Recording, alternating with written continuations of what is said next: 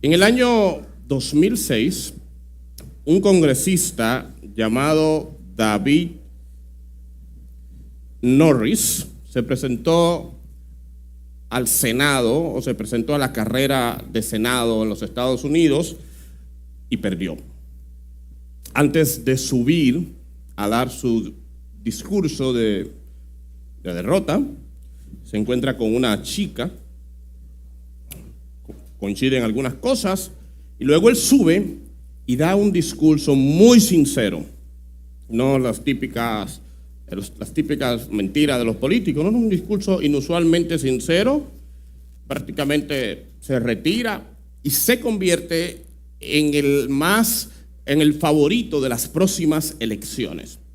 Un mes más tarde, este congresista llamado David se prepara para su trabajo habitual, ya que no está en la política, y va a su trabajo en el Madison Square Park, cerca de su casa, cuando un hombre llamado Henry recibe el encargo de su jefe de derramar o hacer que el congresista derrame su café encima de su camisa para que pierda el autobús, para que tenga que devolverse a casa y perder el autobús.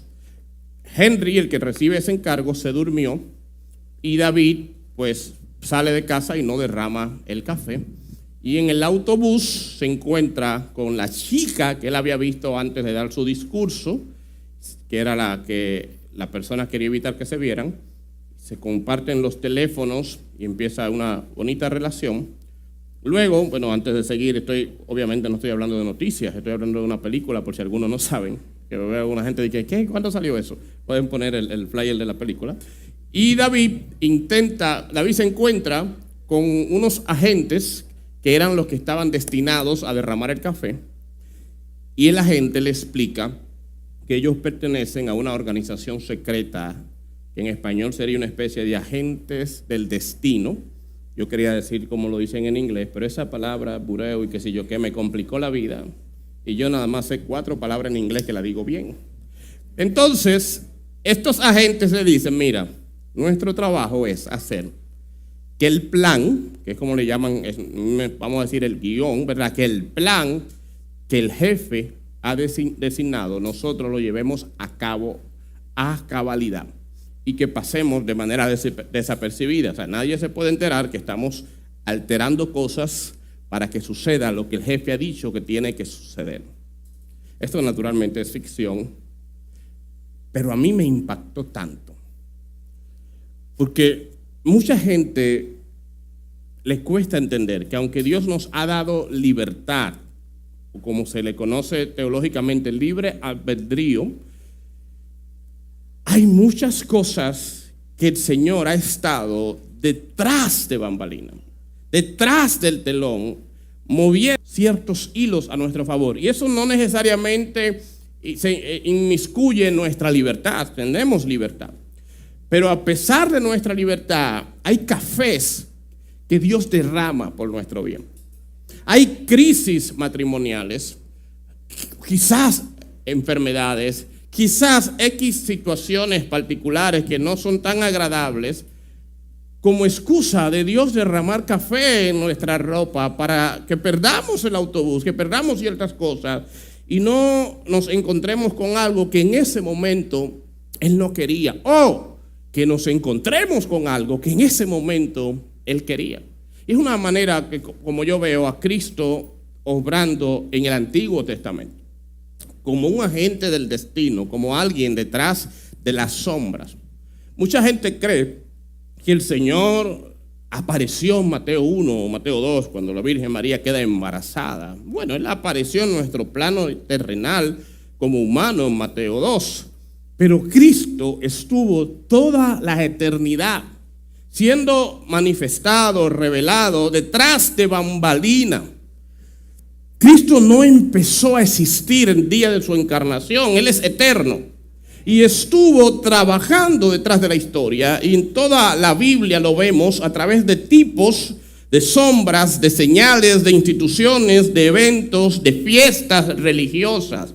Uno de los días más gloriosos para tu entendimiento espiritual, para tu madurez espiritual, es el día cuando tú empiezas a leer toda la Biblia con los lentes de Cristo Jesús. Y yo sé que algunos, bueno, esto no es un instituto bíblico hoy, ¿para qué como esta clase? ¿Qué tiene que ver esto conmigo? ¿Por qué esto tiene que ser importante para mí? ¿Por qué? Y le voy a poner un ejemplo clásico que a mí me encanta. Y en algunos momentos quizás me he visto ahí también. Un señor va a un resort, a un hotel todo incluido. O sea, nosotros estamos muy acostumbrados a este concepto en Dominicana, pero en muchos países esto es un escándalo. Puerto Rico, que es nuestro vecino país, no tiene prácticamente o tiene muy pocos hoteles todo incluido. Usted paga un fin de semana y el almuerzo, la cena, tiene que comprarla. Quizás el desayuno está incluido en algunos sitios. Y eso es lo normal en casi todo el mundo. El todo incluido es algo quizás, no vamos a decir muy novedoso, pero muy poco común en el mundo, que aquí abunda. Un turista va a un todo incluido, vamos a poner aquí en Punta Cana, y él pasó el primer día sin comer nada, teniendo hambre y teniendo deseo de comer, porque él pensaba que tenía que pagar y no andaba como no tenía el suficiente dinero. Y en la noche es que alguien lo ve y le dice: usted está en ayuno, yo no lo he visto en el buffet, no lo he visto comiendo nada. Y él dice: no, es que yo no ando con dinero. El tipo le dice: pero esto es un todo incluido. ¿Qué? Que la comida, el desayuno, el almuerzo, el buffet y algunos que comen de madrugada en esos hoteles también, le estamos dando seguimiento. Todo está incluido en lo que tú pagaste. Y la vida espiritual se parece mucho a esto. Mucha gente compra el paquete de la salvación que Cristo nos ha dado, pero viene al paquete de la salvación con una mentalidad de que yo no tengo lo suficiente para pagar por muchas cosas. Y está pasando un montón de hambre por cosas que ya Cristo ha pagado por ti y tiene disponible. Amén. Y eso debería dar pique, porque Cristo debería ser como las esposas o las mamás que cuando cocinan quieren que usted se coma toda la comida. Y por eso me ha costado tanto rebajar a mí, porque eso se puede comer mañana. No es hoy, lo de mañana es mañana. Y yo me imagino las cantidades de cosas que el Señor ha diseñado, y eso vamos a ver un poquito hoy. Pero nosotros estamos con esa mentalidad de que no tengo para pagar, no puedo comprar, no puedo pagar. Por lo tanto, estamos viviendo vidas secas. Y eso no solo es espiritual, y por eso hay que enseñarlo hoy. Y voy a seguir hablando de esto, pero déjeme volver al pasaje. La semana pasada empecé en Génesis 1:28 y no tenía el tiempo para seguir desarrollándolo. Así que hoy quiero empezar desde ahí. En Génesis 1:28 el Señor hace a Adán y le dice dos palabras, le da dos órdenes: multiplícate y fructifícate. Esas dos órdenes Adán falló.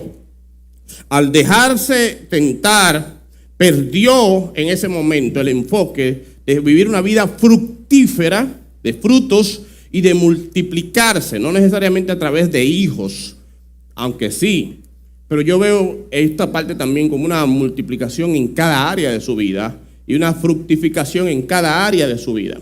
Nosotros fallamos porque desconectamos la vida espiritual de la vida terrenal y pensamos que son dos vidas totalmente opuestas que no tienen nada que ver las unas a las otras. Por ejemplo, mi vida terrenal, yo le digo a cualquier gente, hagamos un ejercicio, desglósame tu vida terrenal, la vida humana, secular. La gente, bueno, trabajo, familia, estudios, deportes, diversión, amigos, todo lo divertido. Esa es la vida terrenal. Háblame de tu vida espiritual. Bueno, el ayuno, la oración, la Biblia, los diezmos, las ofrendas, las sanidades, los milagros, todo lo espiritual, lo esotérico. Y la gente asume que usted puede triunfar en una o triunfar en otra, pero no en ambas. Y si usted decide enfocarse en lo espiritual, su vida terrenal será miserable, pero ese es el precio que hay que pagar.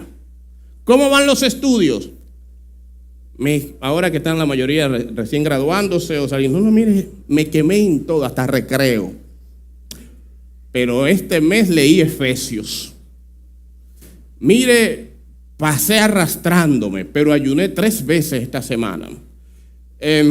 me fue muy mal en tal área, pero he aprendido tanto de Cristo. Porque es como que hay que elegir. Me botaron del trabajo, pero conocí a Dios. La mujer me dejó, pero me enamoré más de Cristo. Como que tú tienes o éxito terrenal o éxito espiritual, pero no vas a tener las dos cosas. Entonces, por eso mucha gente dice, a mí me está yendo muy mal en lo espiritual, pero es que, wow, en el trabajo me promovieron como gerente. Me está yendo bien, estoy ganando bien, entonces mi vida espiritual se secó. O me está yendo muy bien en el matrimonio, me enamoré de mi mujer, me enamoré de mi esposo y descuidé mi relación con Dios. Como que tú puedes ser muy bueno en un área, muy bueno en otra, pero las dos cosas nunca van a pegarse. Yo creo que la plenitud de la vida espiritual repercute en cada área de la vida terrenal. Hay pleitos en mi matrimonio que se hubiesen evitado si yo hubiese orado más ese día. Hay ansiedades en mi vida que se hubiesen evitado si yo hubiese mantenido mi hábito devocional de cada día, mi devocional cada mañana. Hay errores que yo no hubiese cometido, huevo que no hubiese cometido, si hubiese tenido un mayor entendimiento de Cristo en cada área de mi vida. Dios no solo quiere gobernar, dirigir y bendecir tu vida espiritual. Él quiere que fructifiques en todo. Everything, en todo. Cuando yo leo las cartas apostólicas, Romanos, Efesios, por ejemplo, yo noto un patrón muy interesante. El apóstol Pablo pasa una gran cantidad del primer tiempo en este plano espiritual, teológico, full teológico. Y luego viene, pero en el matrimonio, pero en la familia, pero en los gobernantes, pero en tus relaciones, o sea, hay una parte espiritual que él desarrolla y luego viene una aplicación terrenal. Es como que lo que sucede en lo espiritual puede repercutir en lo terrenal también. Yo lo veo en el trabajo, en la sociedad, en la familia, etcétera. No me digas que estás creciendo en el espíritu si la calidad de tus relaciones interpersonales están cada vez más pequeñas. Ambas cosas deberían crecer juntas. La espiritualidad plena se nota. El que está pleno en el espíritu molesta menos. Yo voy a decir otra palabra, pero estoy en el espíritu hoy. El que está pleno en el espíritu pelea menos. El que está pleno en el espíritu duda menos. El que está pleno en el espíritu es menos egoísta, menos orgulloso, menos vanidoso. Crecer en el espíritu impacta cada área de tu ser. Por eso conocer a Cristo, profundizar en Cristo, repercute primero en nuestro interior, pero termina rebosando en cada área de nuestras vidas. Se nota. Hay una canción de un grupo de alabanza, de un worship, que se llama Tu ausencia se me nota.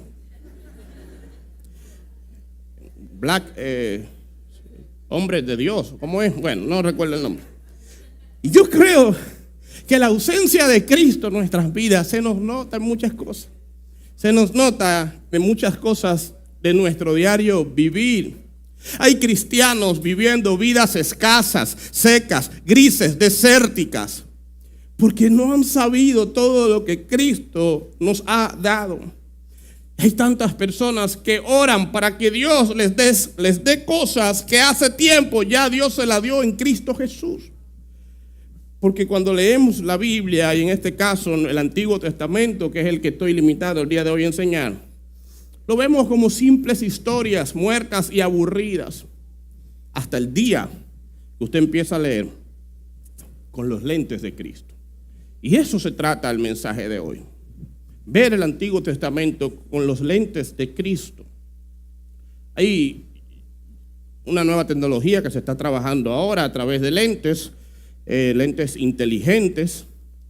Me da mucha curiosidad, pero se estila que cuando usted empieza a usar esos lentes con inteligencia artificial, el mundo va a cambiar. Tú ves a la gente, yo necesito algunas cosas de esas porque antes de ayer, el viernes me contrataron para una empresa y veo a una chica. Alguien me había dicho que la chica era ojalá y no esté aquí, una importante en recursos humanos, y ella, desde que le dieron varias opciones para la empresa, tenemos fulano, le dijo, Ricky es el de primero. Y el muchacho dice, wow, yo no sabía que usted era tan querido, tan famoso. Y yo por dentro, yo tampoco. Entonces, cuando veo a la chica, me suena muy familiar, muy conocida. Y le digo, ¿dónde es que nos hemos visto anteriormente? Y en su iglesia. Pero para mi ayuda tiene mucho que no viene, así que ha venido varias veces. Yo necesito esos lentes que me diga, ya segunda vez que vino, tercera vez que vino, cuarta vez, ya necesito eso. Ahora, esos lentes yo sé que van a cambiar el mundo. Te va a ayudar con las direcciones, nos va a ayudar con los exámenes, nos va a ayudar con muchas cosas. A ver, la esposa y los lentes te van a decir 2 días para el periodo, alerta, alerta, alerta, alerta. Qué sé yo. Entonces, los lentes son importantes. Ahora, los lentes de Cristo, ¿cómo sería si leemos la Biblia con los lentes de Cristo? Usted me dice, ¿pero qué significa eso? Miren este pasaje, Juan 5:39. Jesús tiene un pleito con los religiosos, con los fariseos. Los religiosos dicen, nosotros hemos estudiado la Biblia de esa época, el Antiguo Testamento. Moisés es el Pentateuco, los primeros 5 libros de la Biblia. Nosotros somos celosos de la Biblia, estudiamos la Biblia, leemos la Biblia. Y usted está haciendo cosas que no están en la Biblia. Y Jesús pelea con ellos y les dice lo siguiente: ustedes estudian la Biblia, las Escrituras, porque piensan que ellas le dan vida eterna. Pero no, las Biblias no dan vida eterna. La Biblia, ellas, las Escrituras, me señalan a mí. Pero ustedes se niegan a venir a mí para recibir esa vida. La aprobación, y este pasaje me encanta en esta versión, lo voy a publicar así solito. La aprobación de ustedes no significa nada para mí, porque sé que no tienen el amor de Dios adentro. A veces uno necesita la aprobación de gente que no tiene la aprobación de Dios. Y tú quieres que gente que ni a Dios tienen te aprueben, y tú vives una vida por debajo esperando que gente que ni a Dios lo aprueba te apruebe a ti. Cierro paréntesis. Jesús le dice, si en verdad le creyeran a Moisés, el Pentateuco, me creerían a mí. ¿Por qué? Porque él escribió acerca de mí. El Pentateuco, el Antiguo Testamento, habla de mí. Y ellos conocían toda la Biblia, pero no vieron eso. No vieron a Jesús ahí. Y es por eso tan importante leer la Biblia con los lentes de Cristo. Cuando le hablaba de Génesis 1, le decía, Dios quiere para sus hijos una vida fructífera. Adán le dice, Adán, multiplícate, fructifícate. Dios no diseñó una vida desértica ni estéril para sus hijos. Así que Dios le da esta expectativa y vemos todo el Pentateuco, esa expectativa presente. Adán cae, peca, no logra una vida fructífera. Así que luego vienen la generación después de Adán, intentando esa vida fructífera. En el libro de Éxodo vemos cómo Dios saca a Israel de Egipto para que sea un reino de sacerdotes, un reino superior, espiritualmente fructífero. Dios tiene el anhelo en Éxodo que la gloria, que la presencia de Dios sea normal entre su pueblo a través del tabernáculo. Pero es tan deprimente notar que cuando Moisés tiene un encuentro con el Señor y le brilla el rostro, tiene que cubrirse la cara, porque el pueblo no estaba preparado ni para ver la gloria de Dios en un hombre. Es como Dios los diseñó para tanto, y algo tan mínimo ya le estaba afectando. Cuando vamos a Levítico nos damos cuenta de la cantidad de leyes que Dios les pone para mantenerlos puros alrededor del tabernáculo, para que la presencia de Dios habitara en ellos. No pudieron. Brincamos a Números y vemos todos los obstáculos que tuvieron que enfrentar para llegar a la tierra prometida. La tierra prometida muchas veces se ve como el jardín del Edén o el jardín.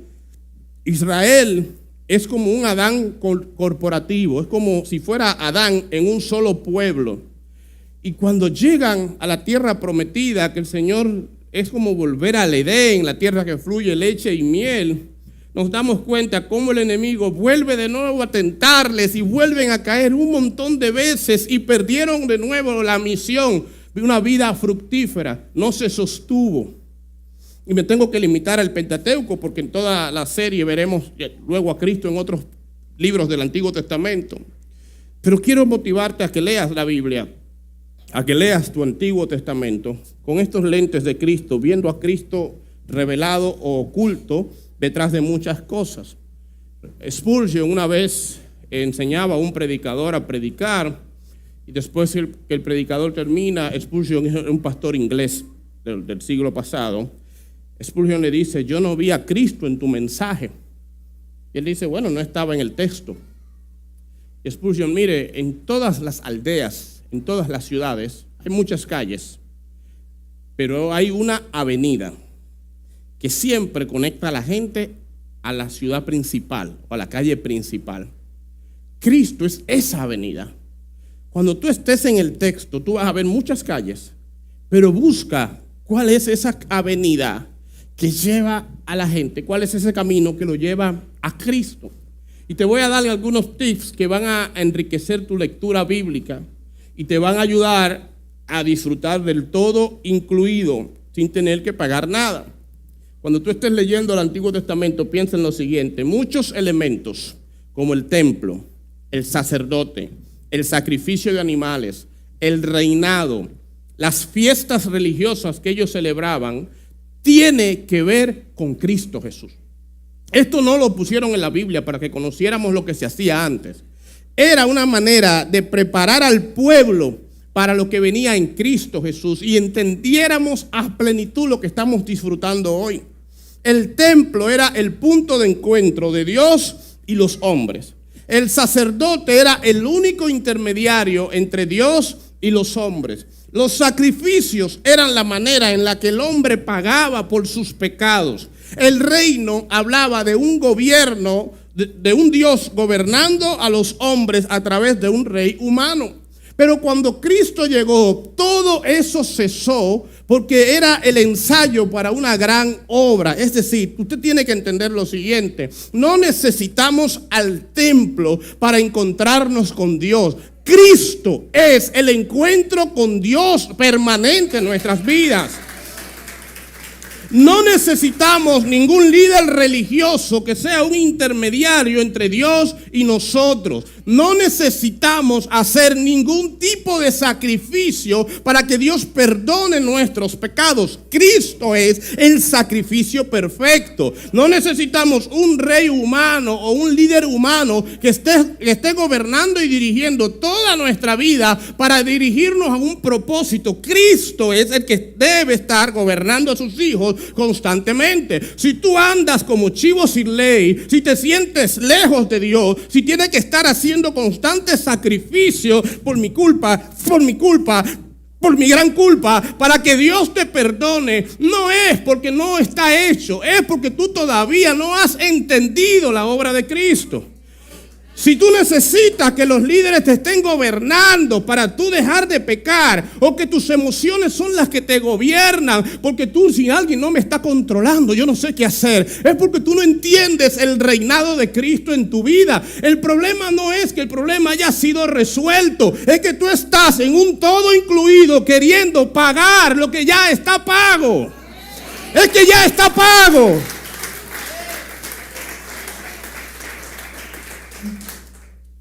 La gente que no ha entendido a Cristo siempre está como carente de algo, como que le hace falta algo, como vacío, sin propósito, sin norte.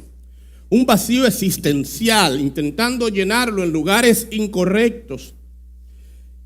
Y para eso es que Cristo se ha revelado desde el Antiguo Testamento, porque el Nuevo no iba a ser suficiente para que entendiéramos. Así que hubo tantas cosas que nos enseñó ahí, para que usted tenga una visión más completa. Déjeme hacer un paréntesis, porque uno con los años aprende a leer la mente. Yo dije que no necesitamos el templo para encontrar a Dios, y quizás alguno en la carne dijo: ¿y para qué venimos para acá? Sí, leer la mente es una habilidad de los pastores que nos lo dan los años. Nosotros no venimos a la iglesia para encontrarnos con Dios. Nosotros somos la iglesia de Dios que viene a un lugar para celebrar su nombre y ser edificados los unos a los otros. más personas se han encontrado con Dios en hospitales y cárceles que en iglesias. Más personas se han encontrado con Dios en el carro a punto de tener un accidente. O sea, no es que uno viene aquí, porque si usted no viene aquí no se encuentra con Dios. Tú puedes encontrarte con Dios desde que te levantas a primera hora y antes de dormir volverte a encontrar con Él, porque Él está dispuesto y disponible para ti. ¿Por qué el propósito de estas reuniones semanales? Porque aunque nos encontremos con Dios cada día, nos hace tanta falta Cristo en nuestras vidas, en nuestra forma de ser. Y por eso Cristo dijo, yo edificaré, ¿qué? Edificaré. Ayúdeme, por favor. Yo edificaré mi iglesia. ¿Qué significa edificar? Significa construir. Cristo está constantemente construyendo su iglesia en nosotros. Usted no viene a la iglesia, para usar el lenguaje que usamos, a encontrarse con Dios. Dios habita en usted.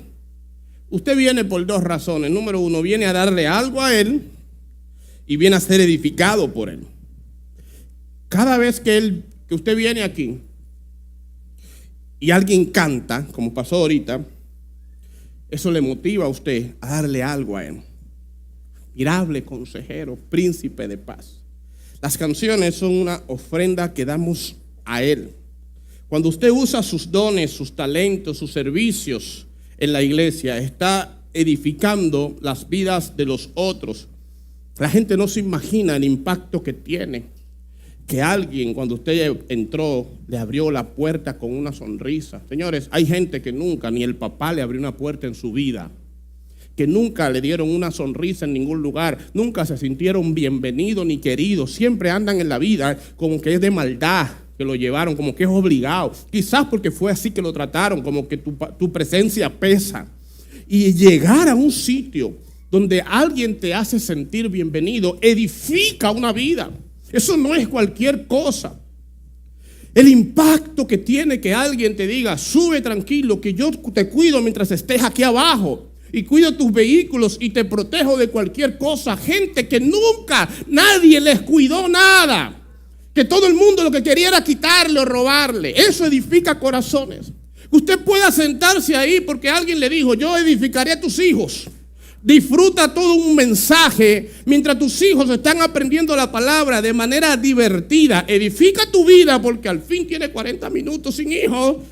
No diga amén porque algunos están mirando. Y edifica las vidas de tus hijos de una manera distinta porque quizás nuestro mensaje no le hubiese llegado.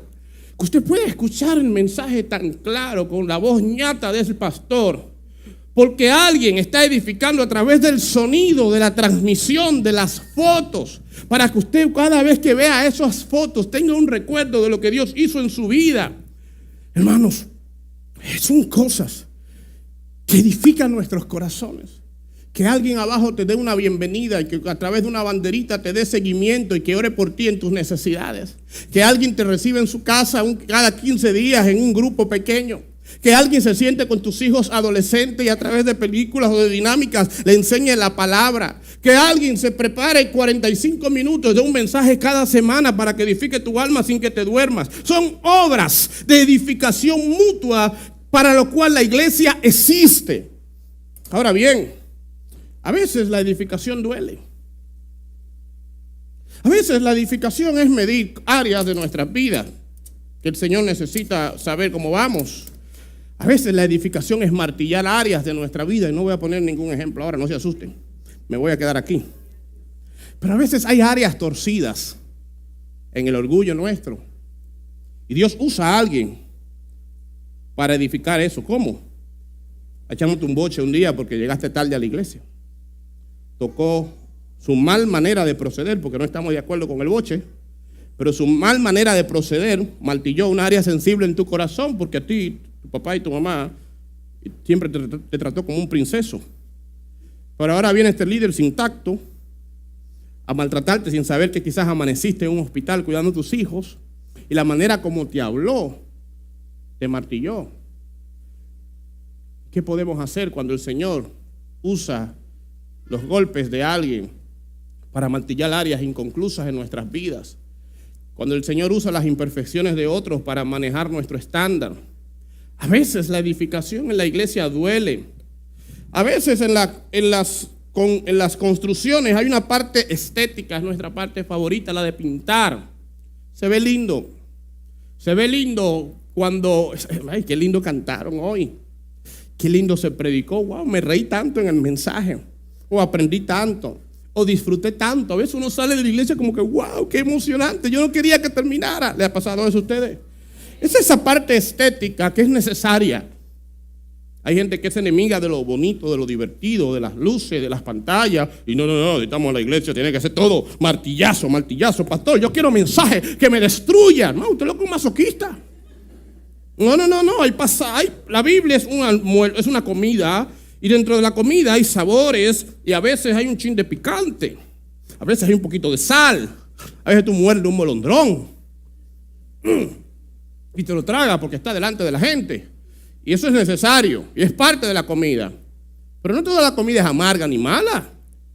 A veces hay plátano maduro en la comida, a veces hay un aguacatico, un guineíto, una cosita sabrosa. Entonces, a veces hay elementos en la iglesia estéticos que no necesariamente son espirituales. Las luces, el sonido, los aires acondicionados, eso no es espiritual. Que si una danza, que si un bailecito, y el hermano diga un brinquito para Jehová, y el que no se ría no va para el cielo. Sí, es ridículo, pero eso no es.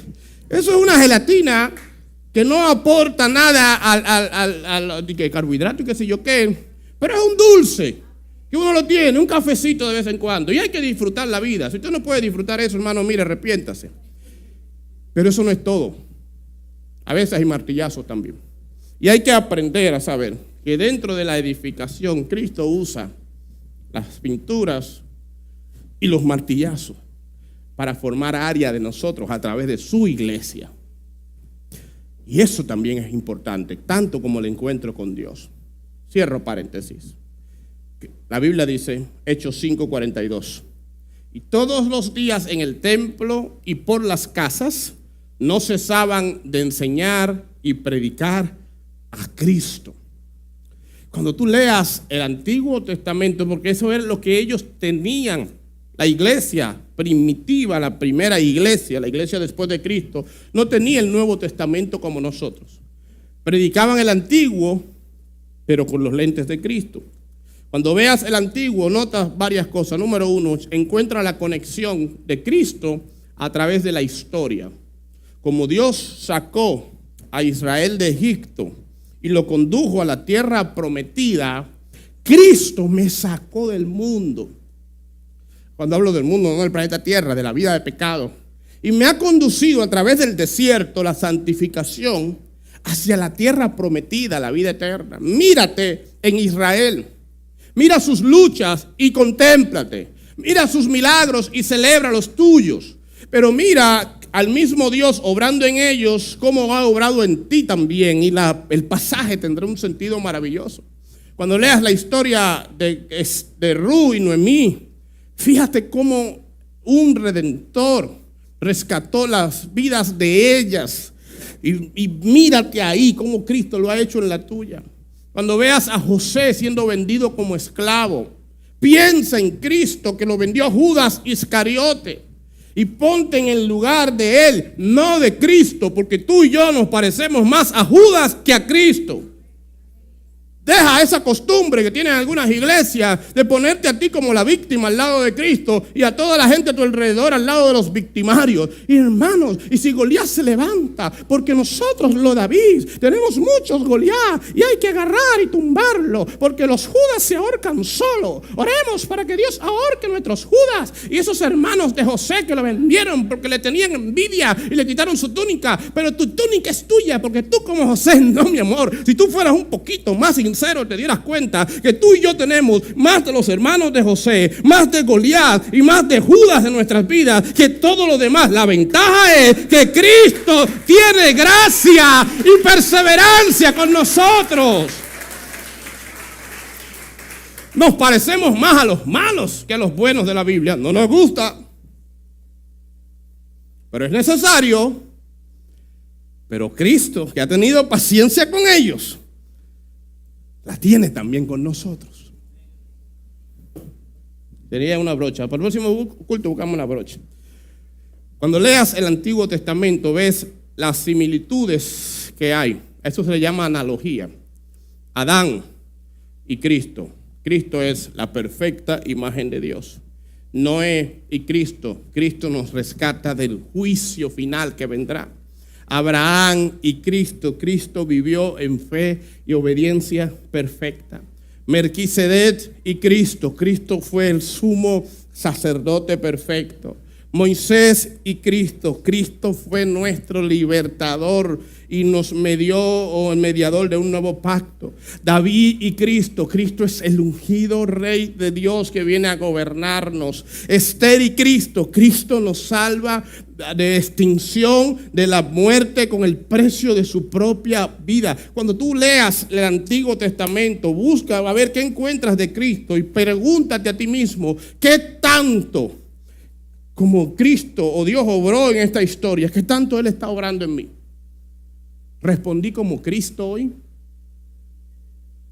¿Conducí mi carro como Cristo conduciría? ¿Amé como Cristo ama? ¿Perdoné como Cristo perdona? ¿Corregí como Cristo corrige?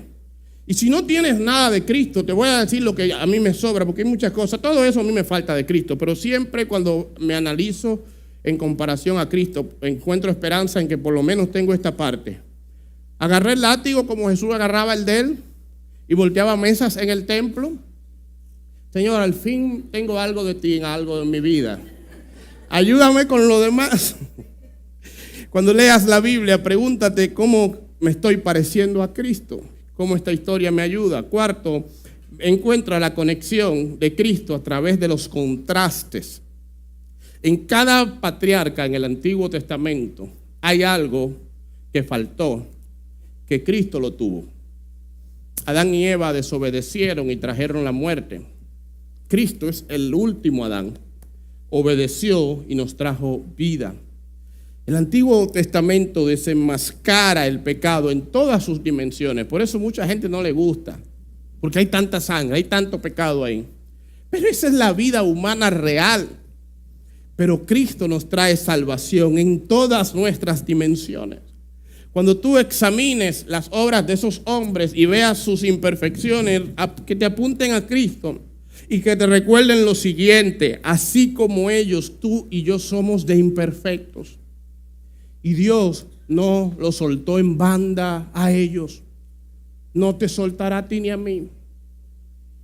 No te frustres en tus imperfecciones.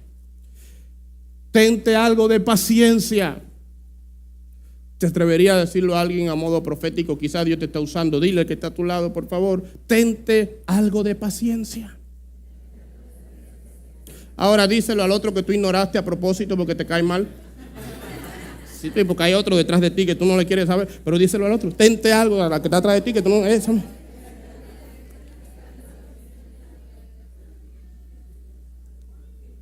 Yo tenía años deseando tirarme esta foto.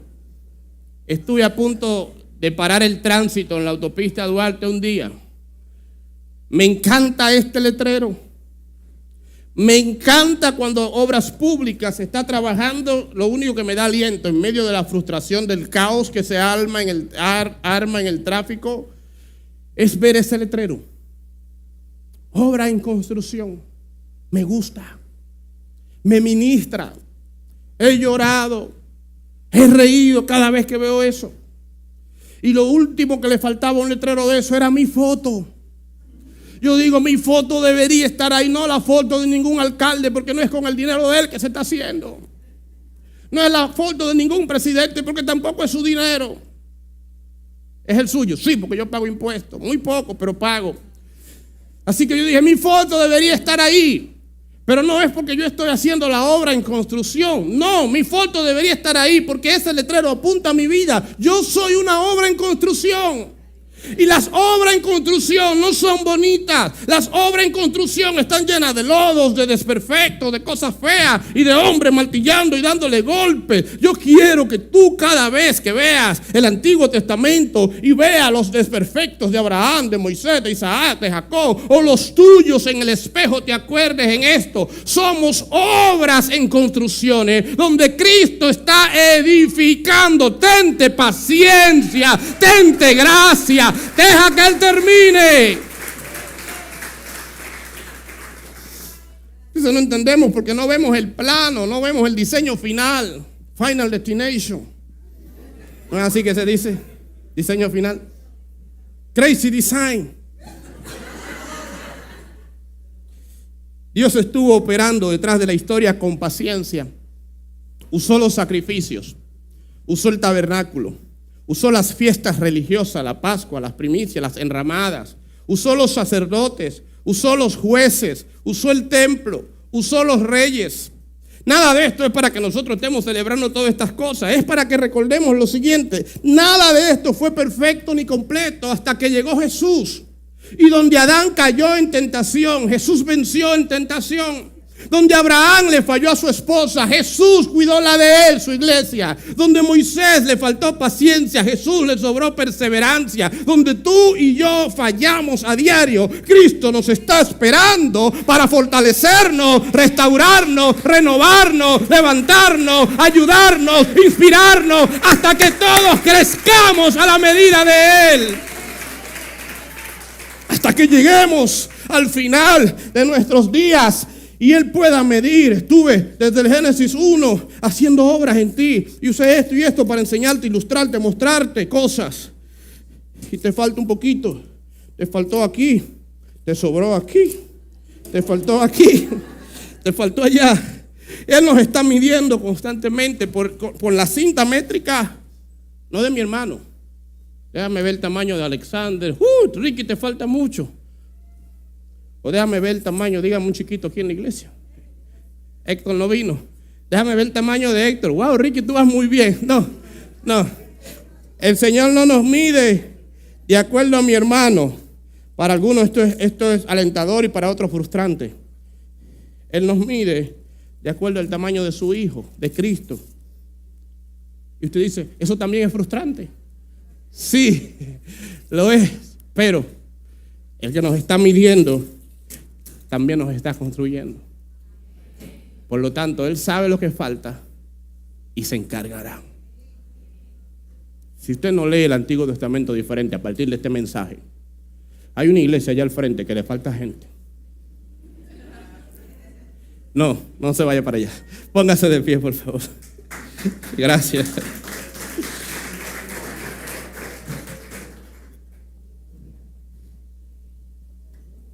Por favor, repita esta palabra. Obra en construcción. Por favor, cada vez que usted ve ese letrero, acuérdese de mí.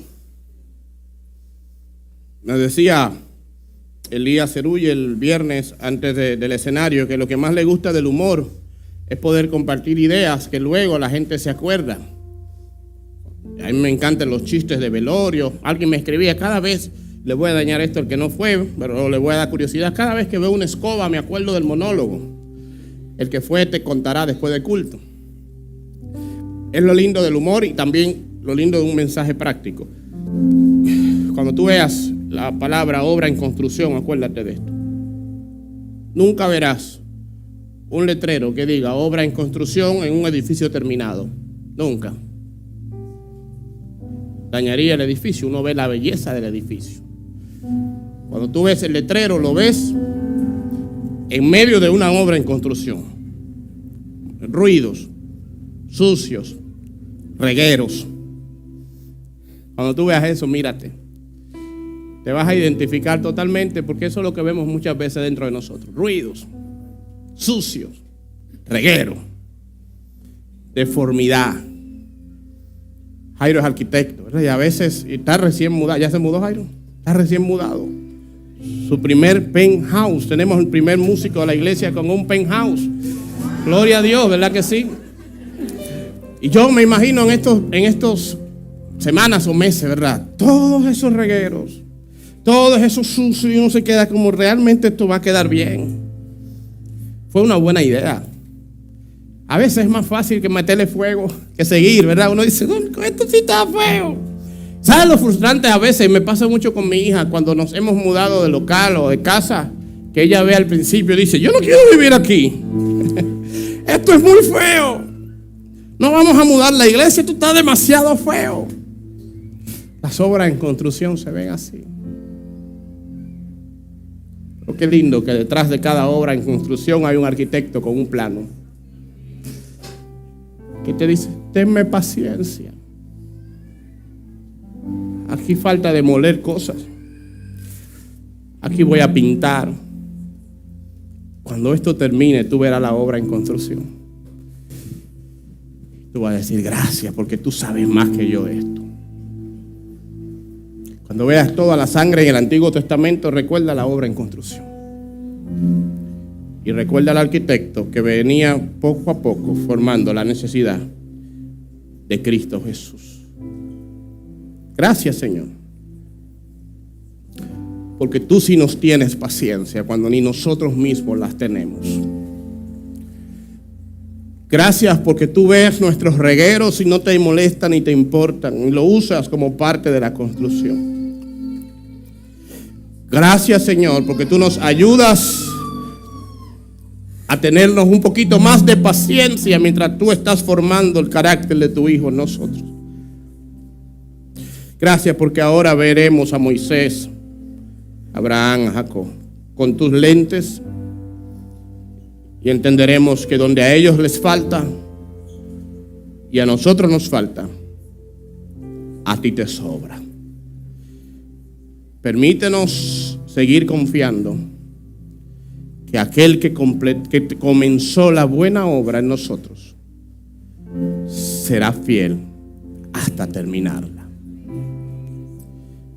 Tú que nos estás visitando en el día de hoy, que Dios te estaba llamando, pero estás diciendo, yo quiero arreglar algunas cosas primero. ¿Cómo te iría, a menos que tú seas del negocio de la construcción, cómo te iría si te invito a una construcción y te digo, arréglala primero? Tú y yo no sabríamos arreglar nada en una construcción. Tú y yo no sabemos arreglar nada en nuestras vidas. Si Dios te trajo aquí en el día de hoy es porque Él quiere arreglarla. Es porque Él quiere construir. Así que reconócelo como tu Señor y Salvador. Arrepiéntete ahí de tus pecados, pide perdón. Órale y entrégale tu vida al ingeniero, al arquitecto de nuestras vidas. Y deja que aquel que construya y edifica su iglesia, edifique y construye la tuya en el día de hoy. Amén y amén.